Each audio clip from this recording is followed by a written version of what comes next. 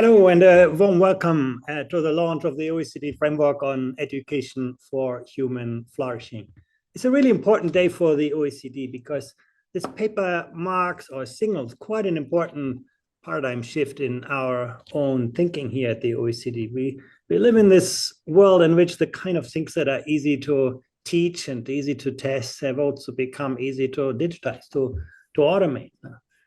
These days, the rapid evolution of AI pushes us to think so much harder about what makes us human, how we complement, not simply substitute the artificial intelligence we create in our computers every day. And this is what education for human flourishing is really about. My colleague Michael Stevenson, who led this work, is going to give us an overview of the framework, and then we have two educational superpowers with us to discuss this framework. We have Minister Kallas, who will speak from Estonia's perspective, and Director General Wei Li, who will reflect on Singapore's view on this. And afterwards, I'm going to invite you to a discussion with the three of them. So please post your questions for discussion in the chat.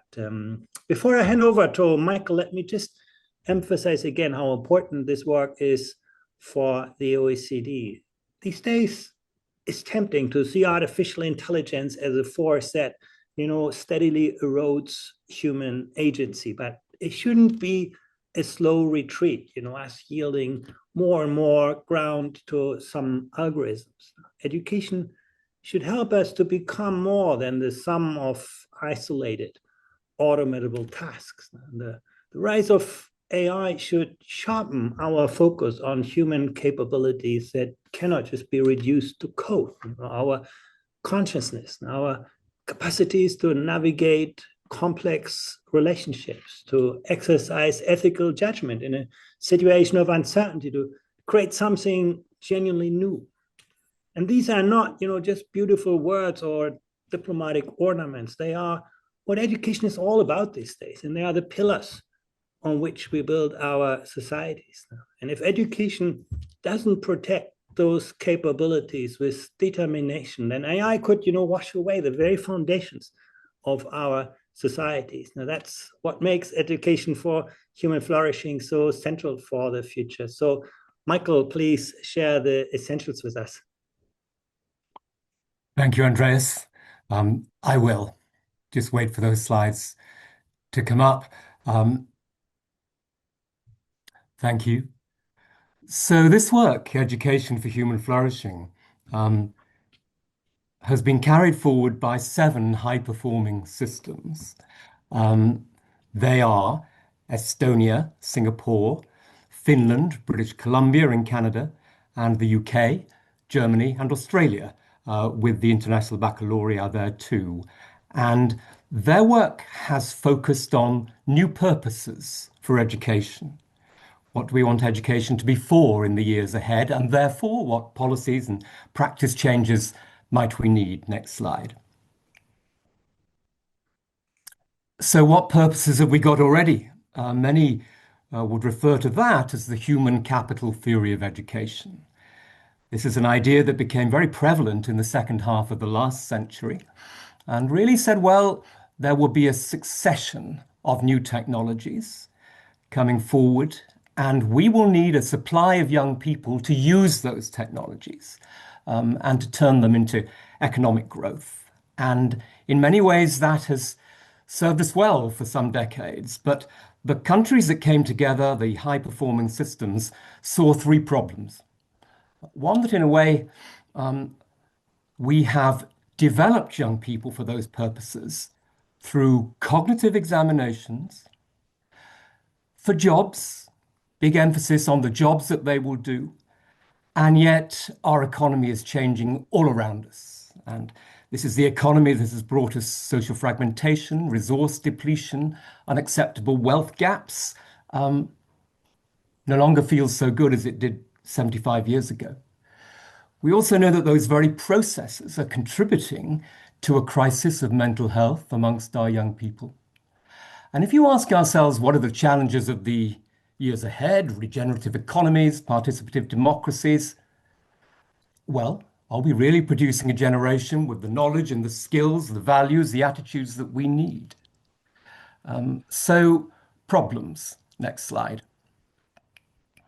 And problems that led the high-performing systems to new principles, saying that really in future, education should be addressing exactly those issues. It should be offering new ways of seeing, sensing, and interpreting the world, in a sense, putting the meaning back in young people's lives, critical to their well-being.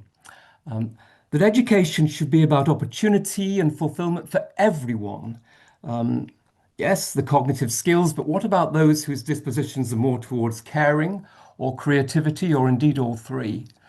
And finally, education can't duck the challenge. It must equip the next generation to rebuild our societies and our economies and organizational models. And when we thought about those system principles, we felt the right response was what we called education for human flourishing. Next slide. Well, we went back a long way to find a definition of human flourishing. We went back to Aristotle, not only to Aristotle, but certainly to ancient Greece. And Aristotle's concept of human flourishing was about things we recognize today: happiness, friendship or relationships, meaning, accomplishment, whatever you judge accomplishment to be. And that has been the foundation on which we have constructed our education for human flourishing framework. Next slide. So what do we mean by education for human flourishing? Well, we think that education should prepare people to pursue moral, reason-infused, emotionally driven activities that mean something to that person, but also are recognized by others. But not only that, education should support contemplation, being, if you like, as well as doing, and something else, that education should bring us to enchantment, to being awestruck by our world and our universe. People talk about student well-being. Well, education for human flourishing is consistent with education, with student well-being, and depends on it, but it's something different. It's the idea that all the way through life, and indeed most of all at the end of life, you would look back and judge that you had indeed achieved those things, meaning, relationships, happiness, and accomplishment. And if there's one danger with Aristotle, which may or may not be fair to him, but it's this idea that it's too much about the flourishing of me, you. But flourishing must also be about others flourishing, families, societies, the planet as a whole, other species, and all of those lives that are as yet unlived, people still to be born. So that was how we went on to frame education for human flourishing. I'll come on to the competencies in a moment, but first, some thoughts on AI. Next slide.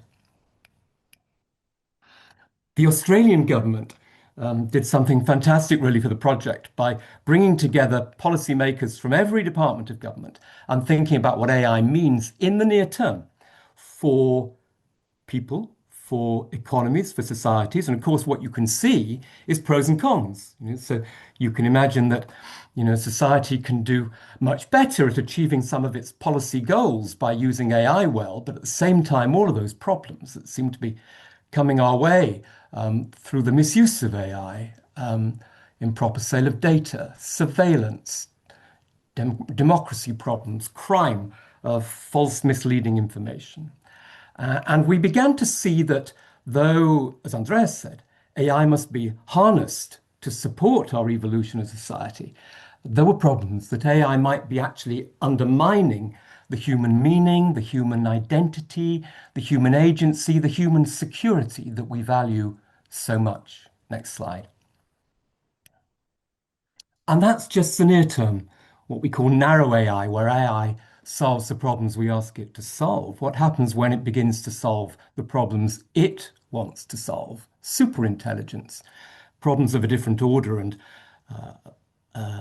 an AI inventor like Geoffrey Hinton, the British Nobel laureate physicist, is already saying that the things that he helped invent some decades ago are now the most profound threat to our civilizational security. Nick Bostrom cited here on this slide is a little more confident, but at least believing that through something like education for human flourishing, humans can actually control the trajectory of AI and turn it to our advantage. And that must be absolutely critical. Next slide.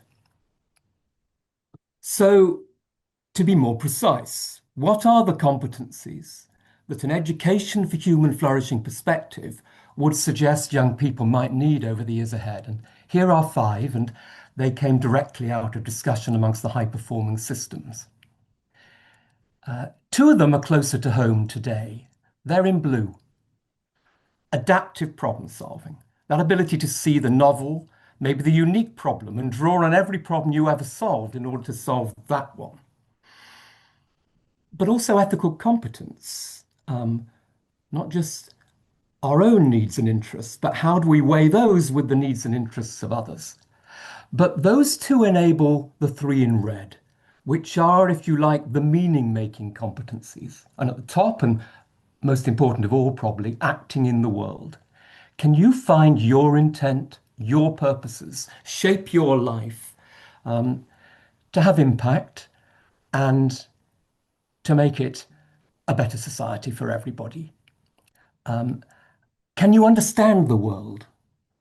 Can you recognize and reconcile those other worldviews, the indigenous, the pre-modern, the modern, the postmodern, often today, all of them present at the same time in any one classroom, in order to pick your way through others' perspectives to understand things properly? And then finally, but not least, can you appreciate beauty?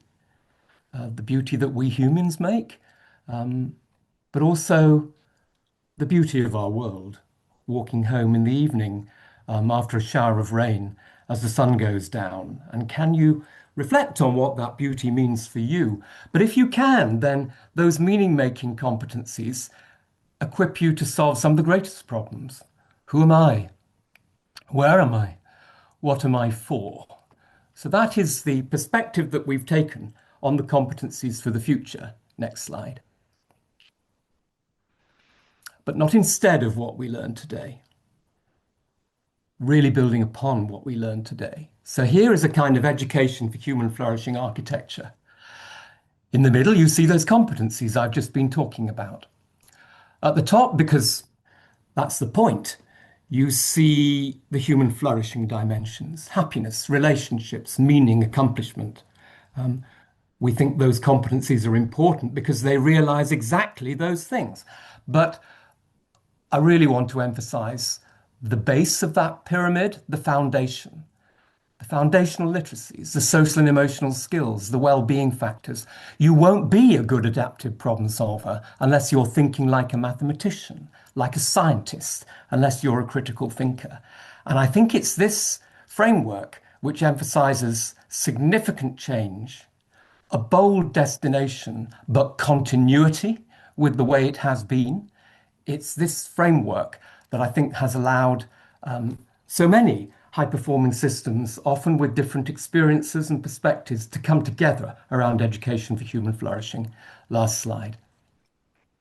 So that is the Education for Human Flourishing framework, a contribution by the high-performing systems to national policy making, and as a contribution to the future of PISA itself. Andreas. Thank you so much, Michael, for this presentation, but also for putting all of this work together so masterfully. And once again, I want to ask our audience to post your questions in the chat, and I can see many of you are already doing that. Let me turn to you, Minister Kallas. Estonia has been Europe's poster child of raising academic learning outcomes. We always see Estonia at the top of the charts when it comes to reading, math, and science. And actually, you've done that with quite modest financial resources. That's also, I think, really impressive.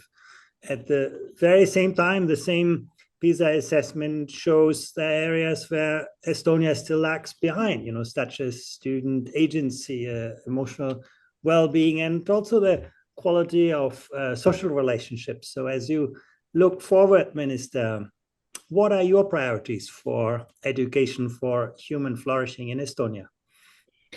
Yes, hello everybody, and thank you for the opportunity to speak in this webinar.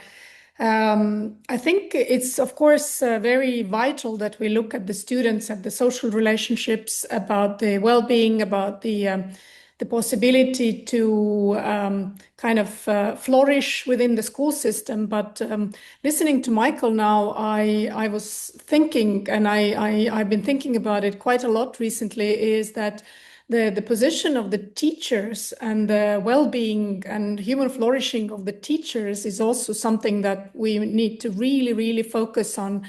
And what we are focusing currently in Estonia is to how to build more collegial, collective working environment in schools, because what we see that human flourishing does not happen in individualized, compartmentalized career paths for the teachers. It's not about, like we have seen in academia, that you take your own personal career path from the researcher to professor and you go alone on this route.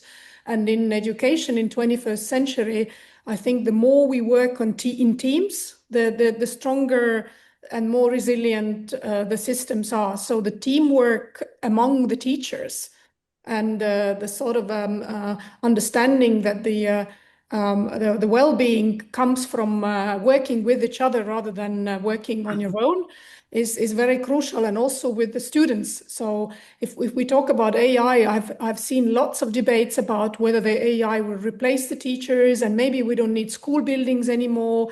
But I believe that we will need a lot of school buildings, because kids will continue coming together and study together in groups and in teams. So currently in Estonia, we're really focusing on teachers' teamwork and collaborative work, teamwork and team building within the school environment. Really interesting thought. If we want to see human flourishing among learners, we need to reflect that in our teachers and in the work organization as well. I think it's a really important point too, that the kind of collaborative culture that we need to build really is very important for this. You've always, Minister, you've always emphasized human agency through education. So building that capacity among young people to mobilize their cognitive, social, and emotional resources. And you could see that also so prominently reflected in our framework. Do you see artificial intelligence as empowering or as disempowering human agency? And as you look towards the OECD's Education for Human Flourishing, competencies, adaptive problem solving, ethical competences, understanding the world and appreciating the world and acting in this world. Do you think they do enough to strengthen the kind of agency that you want to see in Estonian young learners? I think AI can do both. It carries the potential of both, of destroying the human agency and empowering human agency. It's the question of how do we in pedagogy lead pedagogically the processes rather than lead it by the technology, by the design of the technology. Because we are introducing an AI into our education system now in Estonia, then the main, the main focus has been how to design the process from the pedagogical lead rather than from the technological lead. So we don't design our learning process based on what technology enables us to do. So it's not technology is not the one enabling us, but it's us enabling to do things with the technology. And it's been, I have to admit that it's been difficult, because there is a human, maybe you call it adaptation possibility, that we allow technology to lead us if we don't take the agency in this process.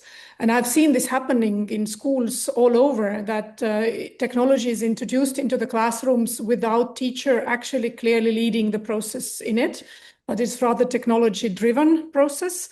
And with our AI Leap program that we are initiating in schools now, we are aiming at avoiding this kind of learning processes which are technology-led. and rather to have a pedagogy-driven processes in the classroom. So if you ask me whether technology empowers agency or actually takes away the agency, then I think that it can do both. It's just a question of leadership in school and among the teachers. How is technology integrated into the learning process? Yeah, quite a challenge for us. I mean, humans have always been good at inventing new tools, better than in using them wisely. And as humans, we easily trade autonomy and agency for convenience. And certainly we will see that among teachers as well. And I think the way you frame it, developing environments where teachers are in the lead, where we have AI tools that are designed for pedagogical, for education purpose, rather than just adapting, general purpose AI. I think it's a really, really big challenge. And, you have always spoken about Estonia, educate, not regulate. And I wish we had more Estonians in Europe, particularly in these days where sort of the regulate often takes easily over. But once again, do you think we can win that race with technology? I mean, if you think how fast these technologies are advancing, you talked about, building teacher capacity, teacher-led kind of development. You think we have a good chance in making this happen? And if not in Estonia, probably it will not work anywhere. I don't know how this race will come out, but just maybe a reminder that this is not the first time in human history when we are facing the technological challenge to our evolutionary challenge. I think AI is putting humans into an evolutionary challenge.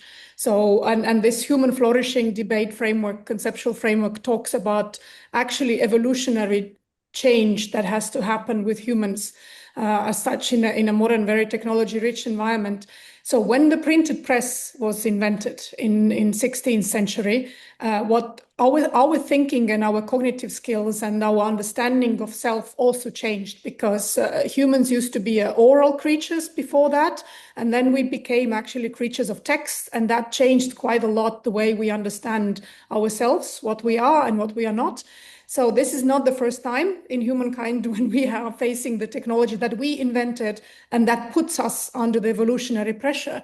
And but we have to be kind of aware of that evolutionary pressure that we are under, and that's why in Estonia we do really believe that educate rather than regulate. So rather than regulating technology means that banning it or prescribing certain technologies, and rather than the other technologies, we would need to educate teachers about the technologies. So and allow teacher autonomy. And I come back to Andreas here to my favorite topic, which is absolute favorite topic of teacher autonomy, of the right of a teacher as a professional education leader to make decisions in the classroom regarding how she or he integrates technology into the learning process, and not having politicians prescribing to the teacher how she needs to use it for one or the other assignment. So this regulation that in many systems have gone down to too much to me in terms of regulating teachers' everyday work in the classroom. And that takes away any professional autonomy, but also authority of the teacher to have in the class. And then we have these problems with a relationship between teacher and students nowadays, because there is the relationship has deteriorated in terms of mutual respect and teamwork, because we have overregulated some of the processes in this relationship. And with the technology, the pressure by the society to regulate more is big on the politicians. I can see this pressure coming. Please regulate, please regulate, please regulate. But we have to withstand it rather and operate with these conceptual understandings of what kind of change we see happening in a society and in education, and support this change by empowering and educating teachers and giving them the right in the school level to make the decisions.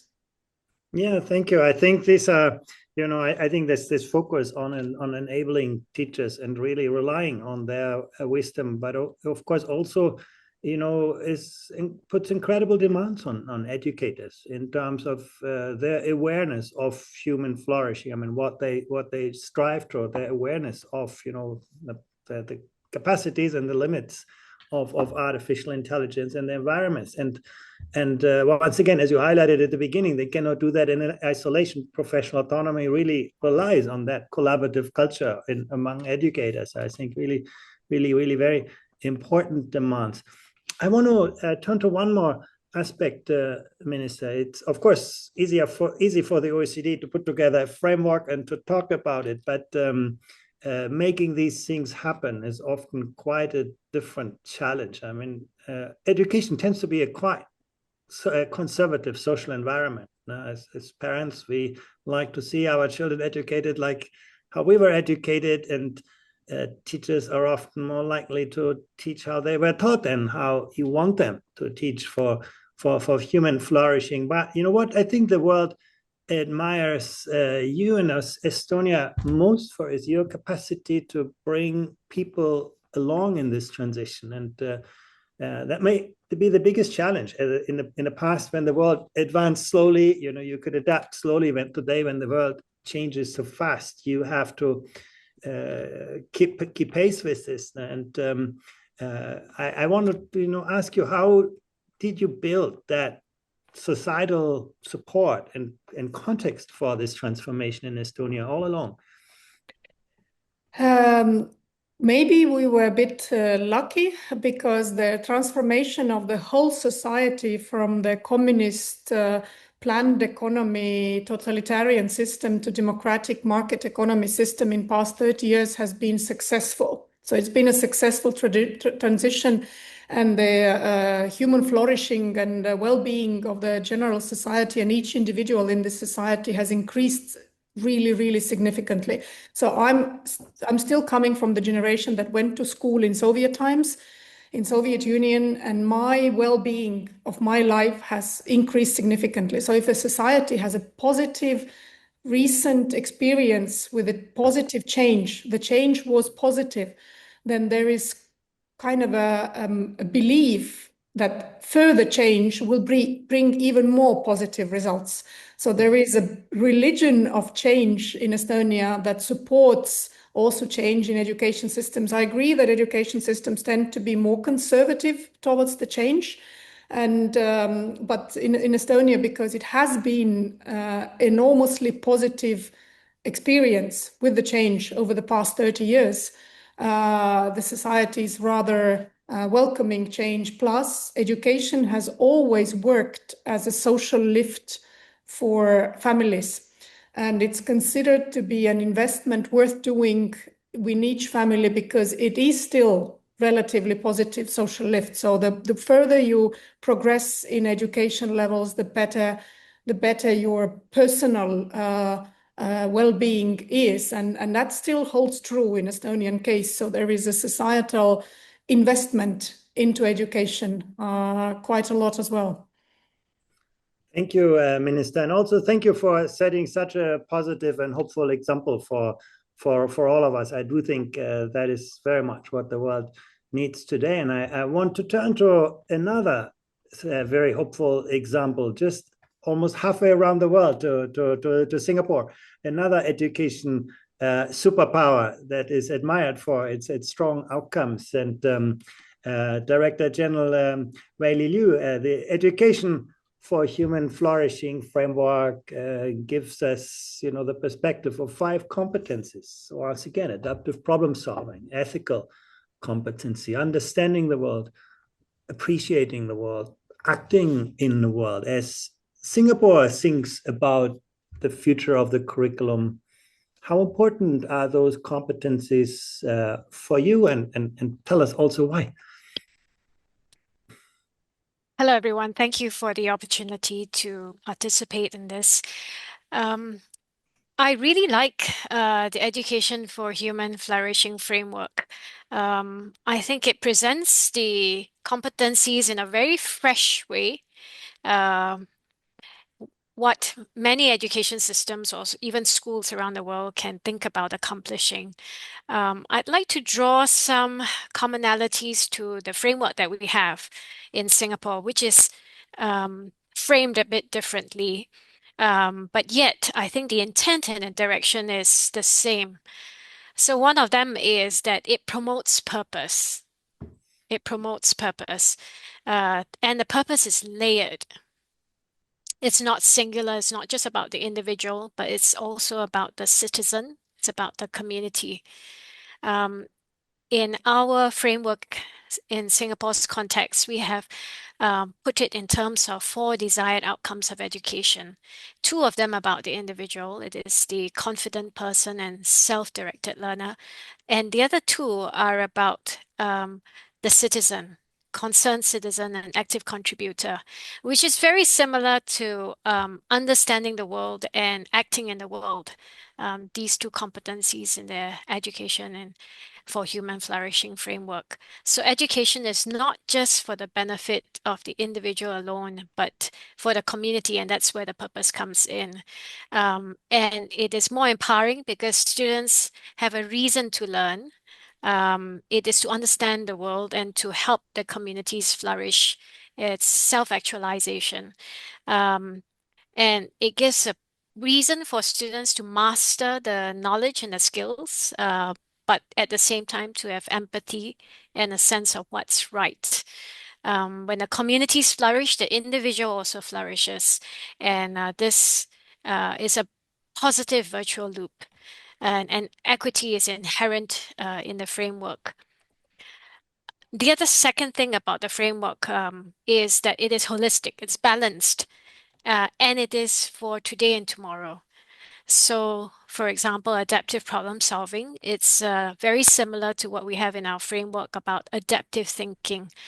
Adaptive thinking sits in our competencies of critical, adaptive, and inventive thinking, where you apply knowledge and skills to a novel situation, which is so important in today's world and tomorrow's world, where everything is so dynamic. We have to be agile enough to change the solution when the environment changes and when the data comes in, changes and is different. That becomes very critical, not just for leaders, but everyone, right? The other one being ethical competence too. I like it being in the framework. We have a set of values that is embedded in our framework as well. Respect, responsibility, resilience, integrity, care, and harmony. Because I think without ethics, without character, without values as an anchor, the individuals will lose their mooring. You lose your well-being. You lose a sense of purposeful direction. And communities will disintegrate and lose their way, especially when you have powerful, accessible tools like Gen AI in the hands of individuals and platforms that give them access to the world. That becomes quite critical that every individual is moored, is anchored. Third, I think an interesting feature of this framework is that it pushes the context of a region and country to the world.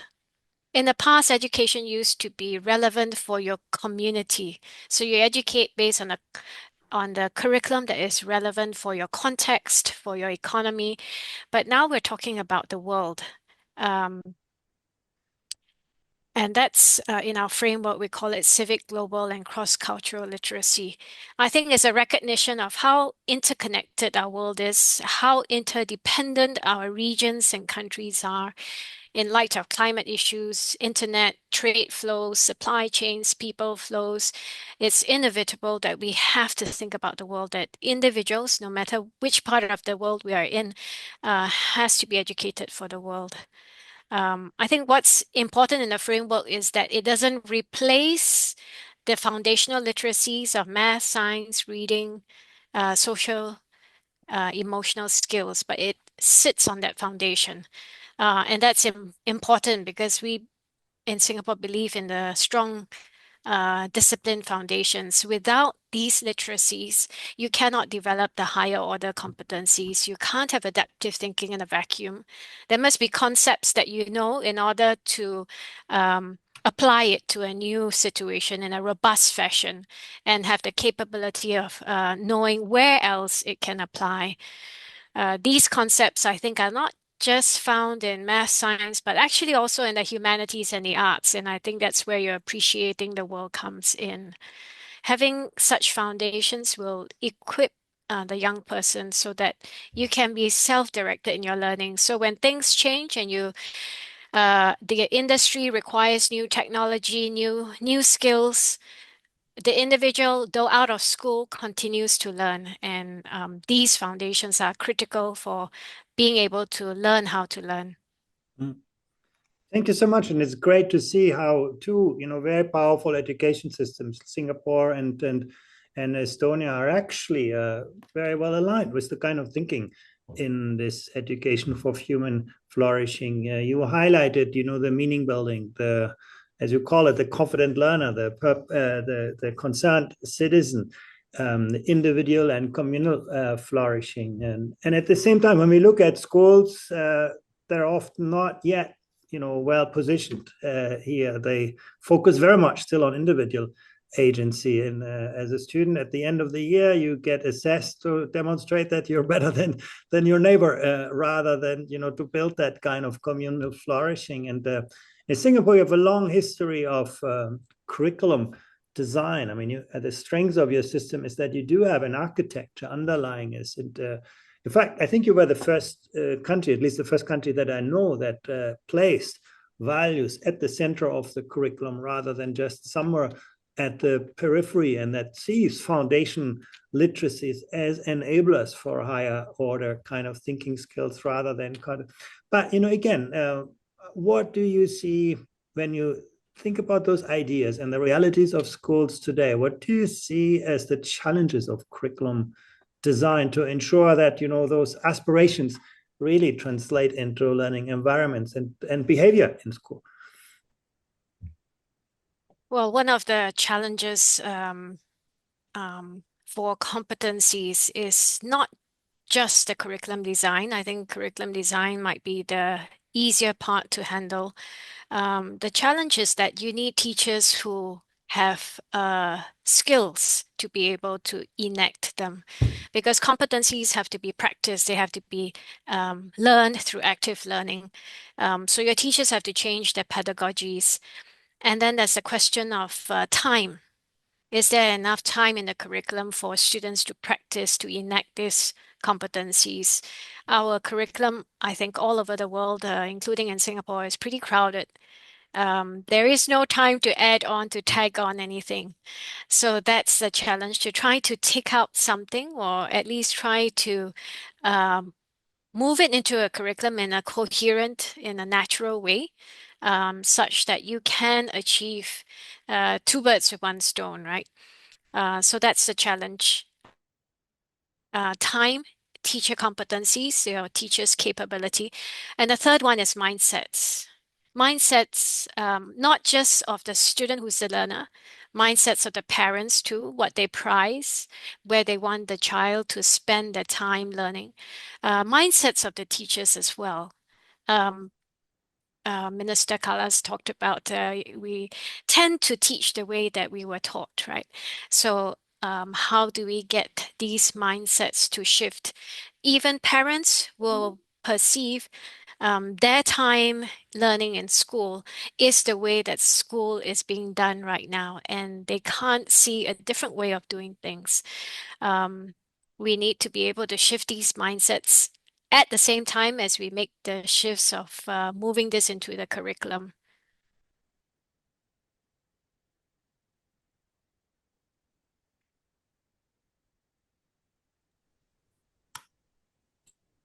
Thanks so much, Director General. We just seem to have lost Andrea's connections for a few seconds, but I think I'd take this opportunity to maybe bring back Michael to the conversation. Michael, I'd love to hear some of your reflections on what you've heard so far from our two speakers in terms of everything. Would you have any reflections to give? Well, thank you, Kevin, and thank you to our two guests. It's great to hear the way this framework resonates with both Estonia and Singapore, but no surprise, because the framework drew heavily on very thoughtful people in both Estonia and Finland, and in Singapore, learning environments, Estonia, ethical competency. But I'm just seeing quite a lot of interest in the chat, in, okay, these new competencies, but how do you measure all of this? And people always turn to that question, of course. And I'm thinking, no apologies for pausing on the measurement in order to ask some central questions about the purposes. You could say, looking back over many, many decades, that there's been too little conversation about purpose in education, and we've rushed too quickly into how do we measure this and how do we measure that, and how do we compare this student with that student, this class with that class, this country with that country. So this is the moment, really, to pause and to think profoundly about the purposes that we'll need for the 21st century. That said, no one's going to run away from the measurement issue. And I think that some of the schools already thinking about this are looking at, different pieces that they've got to play with. There is, of course, the academic curriculum that we know so well, but there is also what some people call the co-curriculum, the pastoral side of the school, often taken forward by the ecosystem around the school, these places to develop social and emotional skills and wider capabilities. And once we come to the formal curriculum, I think there are different zones in a curriculum. Sometimes you're looking at an area where the very best you can do, though it's critical, is to make sure that you're slipping into today's subjects and disciplines, could be the maths, could be the history, important building blocks for these competencies, might be resilience, might be collaboration. But other areas of the curriculum, and I know in my own context here in the UK, you'd be talking about years 7, 8, and 9. There may be a little more latitude to actually recast the curriculum around the 5 competencies. And at that point, I think you'll be able to say, looking at that architecture we showed a few minutes ago, just what maths, what skills, what attitudes will we need in order to be able to say that this child is in some sense expert in adaptive problem solving or understanding the world. And that, I think, is what will lead us in the end to ways to measure. And the OECD won't be shy in thinking hard about that over the years to come. Andreas, welcome back. Yeah, my apologies. My network crashed. I don't know why, but I'm back. That is the downside of the digital. But I don't know, Michael, did you continue with the interview or? No, I didn't. I was invited by Kevin just to say a little about reflections on what has been said, and I took it into measurement. But I think you can pick up again if you like with Wei Li. Good. No, really, sorry again to interrupt. And I want to come back once more to the design of education systems. You talked about teacher skills, teacher capabilities to what, and the overloaded curriculum, which we're all quite familiar with.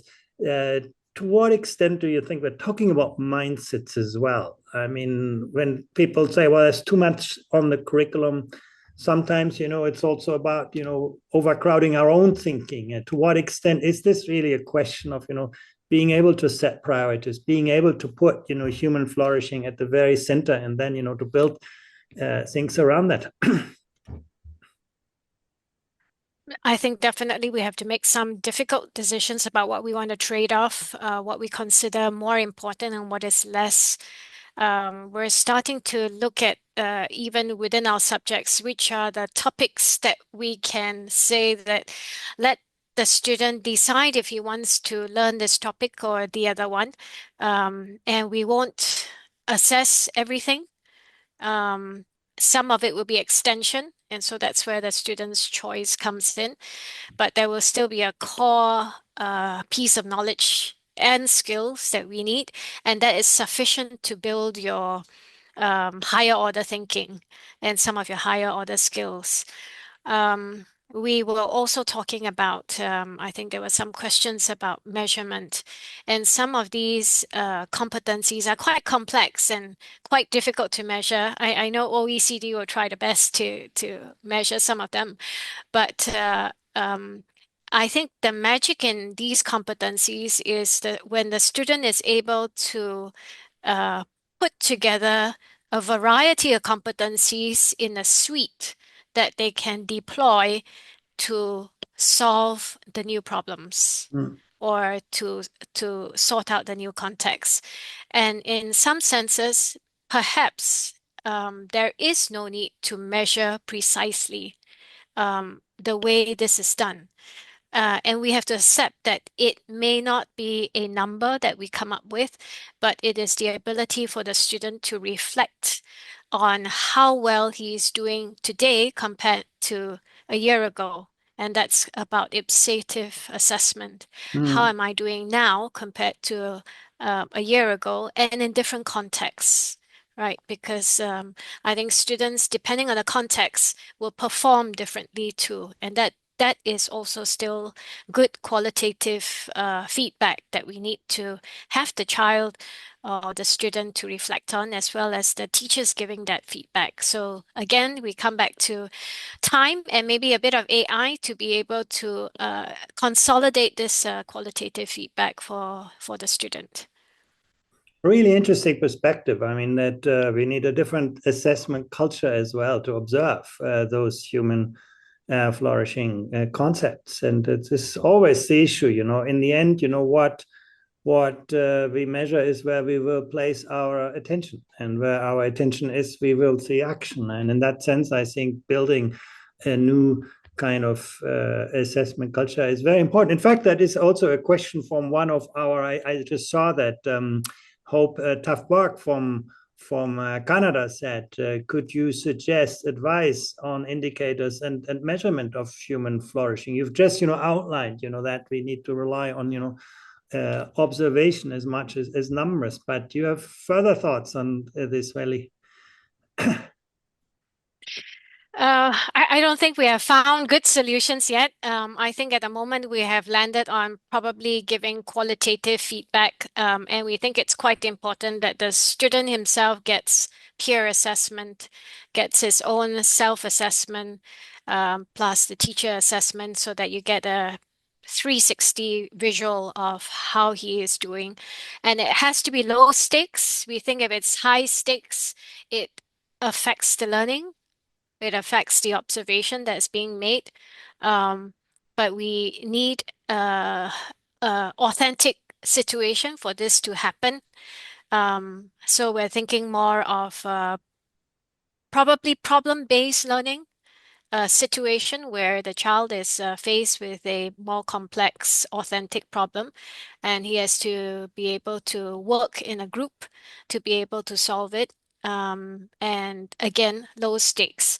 So we may not have a precise grade or a precise mark to be able to give to the student, but that's life too. Thank you. Yeah, we have a really interesting question from Yusuf Isik from Turkey, which I think, both of you might have reflections on. We have two very different education systems in front of us here. I mean, Singapore, which I sort of consider more kind of designed education system, very much intentional. Estonia, we thought the emphasis on professional autonomy, really having sort of solutions designed at the kind of front line. For both of you, the question here from Yusuf is, to what extent do you think we need multilateral efforts in this field? To what extent do you think, if you take two very, very different architectures, two very different geographies, two very different cultures, to what extent do you think multilateral collaboration will help us, articulate, develop, and ultimately implement these ideas of human flourishing? I assume that by multilateral, you mean various actors. Yes, or Yes. international collaboration as well, yeah. Yes, by various actors working horizontally, not so vertically, not so vertically on the issue. I mean, the whole Estonian education design is very horizontal and very multilateral, and we have, I think, in the future, discussing the human flourishing, the role that is played by all actors in children's life, whether this is, a musical school teacher to whom the kid goes in after our lessons, or whether this is a youth worker in a local council, or whether this is the parental community that is around the school and at least in case of Estonia has a very big say in how the school is run. This kind of a multilateral agreements are very fundamental to this human flourishing. Unfortunately, what we see is more and more conflict and polarization in those various actors. At least that's what we have witnessed in case of Estonia, that there is an increased polarization happening between the parents' council and the school leadership, for example, the tagging of responsibilities and issues related to the teaching of the children. But I think multilateralism is essential, and we always say also in case of Estonia at least that there are two hidden multilateral partners that are partly causing also the cause of why we have a good results in our education. One is preschool system, the one what happens to children in early childhood education, and we didn't talk about it today at all, but I think that the early childhood education is something that has a fundamental basis there for the human flourishing. And the second is youth workers. I mean, the non-formal education, whether this is sports, whether this is any youth work, what the children are doing outside of the formal schooling hours. These two elements in child's life have a very fundamental role in well-being. And if I may say just a few words about the measurement, I very much agree with Michael saying that we should put this kind of a quantitative measurement systems on pause for a while right now, at least definitely in these aspects. But the qualitative measurements vis-a-vis the school, at least we are trying to introduce in Estonia the measurements to schools which are qualitative and which are related to the well-being indicators, whether the children want to come to school, how they feel themselves in the school, what are the relationship between the teachers in the school, how the teachers are evaluating the atmosphere in the school. I think the social relations that Andreas mentioned that in Estonia, unfortunately, are not always very positively indicated in research. This is slowly becoming a part of the school measurement system. So we don't measure the schools only about the outcomes of mathematics exams at the end of the 9th grade, but also about the qualitative measurements that we have for the social relations and well-being in the school. So this is the first step that we do, and we are currently experimenting with the Tallinn University also in trying to figure out how do we evaluate this ethical reasoning, problem-solving skills, and how do you include that into school evaluation. Thank you so much. And in our work on PISA, where we have a long tradition on measuring both qualitative and quantitative aspects, we do in fact see how they are related. The quality of student-teacher relationships, for example, is one of the strongest predictors actually of students' propensity to build agency, to learn on their own, to show a kind of growth mindset. And so I do think that's a very important part for us. But Wei Li, any reflections on this? And indeed, I just got a note back from Yusuf. He is actually interested in the extent to which you believe that international collaboration can provide an inspiration or is needed in this sphere. Yeah, I think because each of our school has got a fair amount of autonomy, so the schools decide which are the partners that they want to have collaborations with, common projects or common directions. And because each school has got a slightly different profile, and we encourage them to, because it's if you want to have the world and the school is set in the world too, then they have to have multiple interactions with not just their community agencies, industry companies, people in the neighborhood, but also schools in other countries. And that's where the teenagers or children will be able to find counterparts that they enjoy interacting with. And so every one of our schools is encouraged to find a partner. We do that by giving them some grants to bring their students overseas and to host students from other countries. We provide teachers with opportunity for work attachments in companies so that they can open their eyes to what's happening now quickly in the industry space, and to also bring some examples back into their schools and opportunities for them to also form new partnerships. We've got some companies that have adopted our schools as well, and they provide the spaces in which they give an authentic problem to the students. I think just to cite an example, one of them wanted the students to come up with a new formula for a drink that teenagers would love, right? And so the students did. They came up with the marketing, and they came up with the concocted the drink, and was able to market it to the company and pitch it to the company. So there are many of these opportunities in which we do so. At the country level, I think because our world is becoming more interconnected, we can really learn from one another. So having the opportunities where there are multilateral platforms in which we can exchange ideas, I think there's more that we can find in common in terms of being able to discuss some of our challenges and what solutions, or at least what ideas some of us have tried and are working on. I think that's very useful.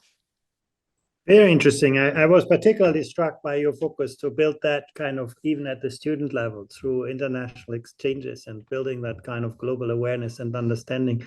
I think that's a really, truly intriguing approach. Unfortunately, we are almost out of time. I want to ask the three of you for just a very brief reflection on where you see the OECD should go next in this field. What, should you think, we can do best to advance this agenda? May I start with you, Minister Callas?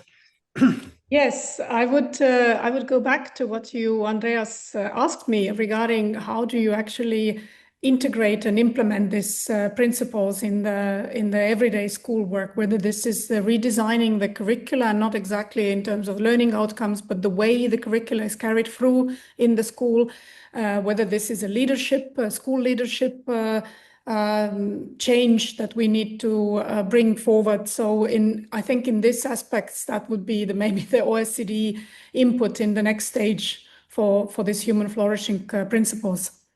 Thank you. Very interesting. And directly. Certainly thought leadership in curriculum and the competencies and the skills that we need leading to not just a workforce, but living.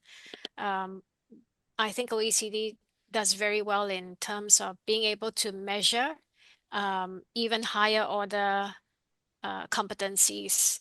And so we're relying on you to develop some of these creative instruments to do so, and allow us to have an insight into ourselves where we didn't already have before. For example, the way that you are able to figure out collaborative problem solving and creative thinking. I think that's been very, very helpful. Thank you so much. And Michael? Well, just lastly, many, many thanks for their bravery and leadership to the high-performing systems for tomorrow. They really have offered a way forward, and it'll be for other countries to determine how quickly to move after them. But the opportunity is there. And for the OECD, I guess, the chance to hold the ring in this important conversation, which in many ways is only just beginning, and perhaps to shed light on how we really can begin to assess in small settings and large ones these important competencies. Thank you so much. At the beginning of this century, we had a quite similar process that resulted in actually the concept of competency that became the foundation for our PISA work. So we from the OECD also hope that the kind of thinking that we are discussing here will frame our own way in which we will measure educational progress in the future. I want to thank the three of you, Michael, for your thought leadership in this work, and Minister Callas and Director General Lee for actually your leadership in actually bringing the country perspective. And this is not, a short piece of work, but your teams have been supporting this for a number of years, and we look forward to your continued support in this area. Thank you again. Thank you, and bye-bye.